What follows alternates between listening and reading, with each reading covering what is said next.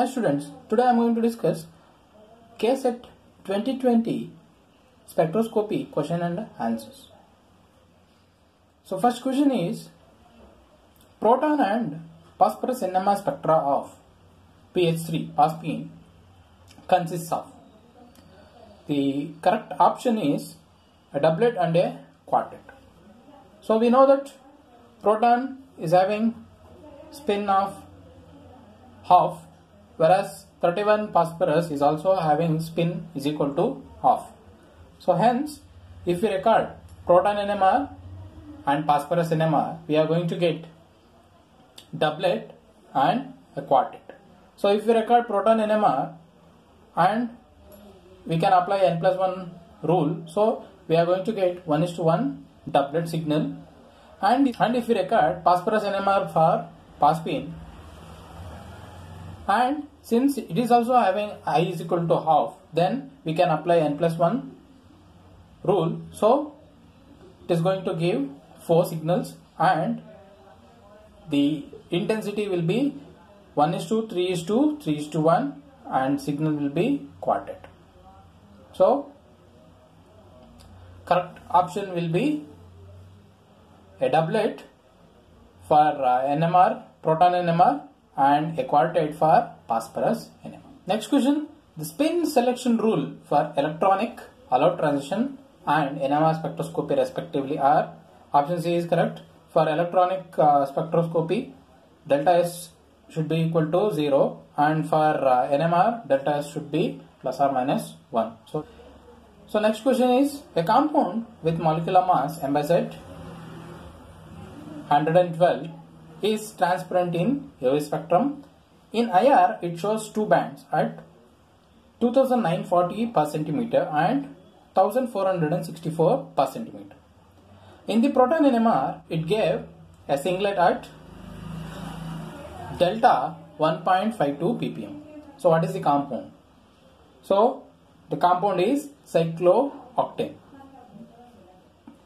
So this is the structure of cyclooctane, and if you calculate the mass, it is going to give 112.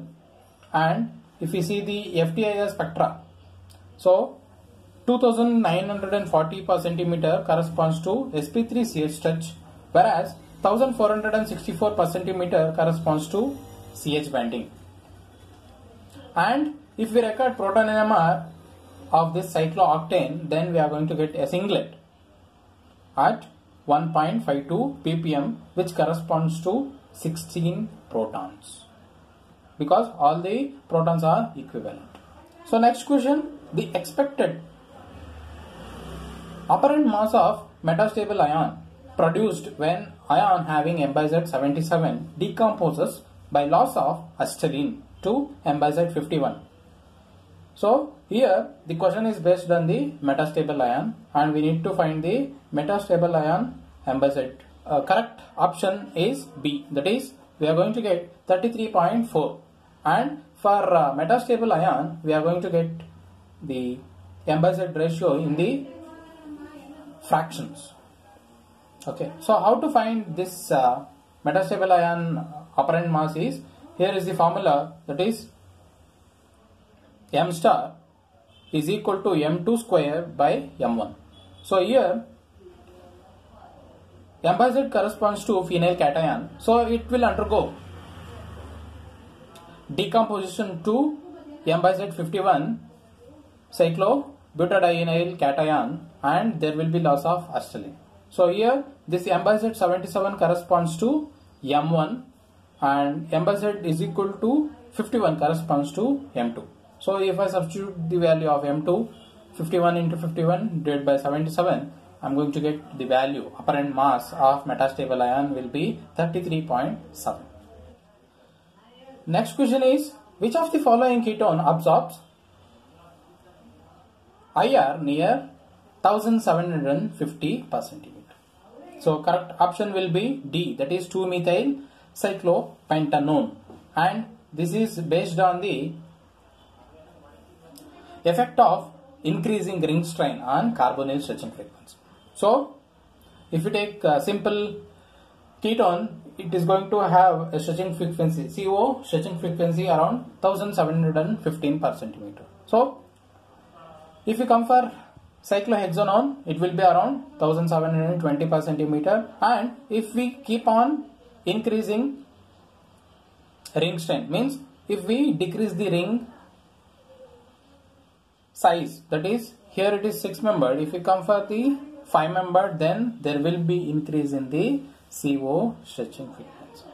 Still, if we decrease further, there will be further increase in the CO stretching frequency, and here they asked the stretching frequency around 1750, and it corresponds to this 2-methyl cyclopentanone.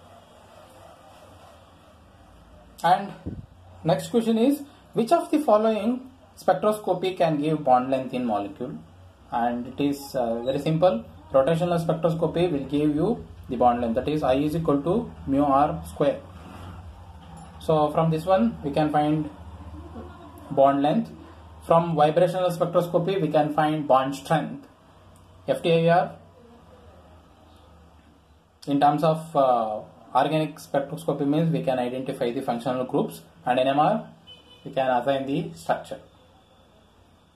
So these are the 6 questions which are based on the spectroscopy concept. Thank you.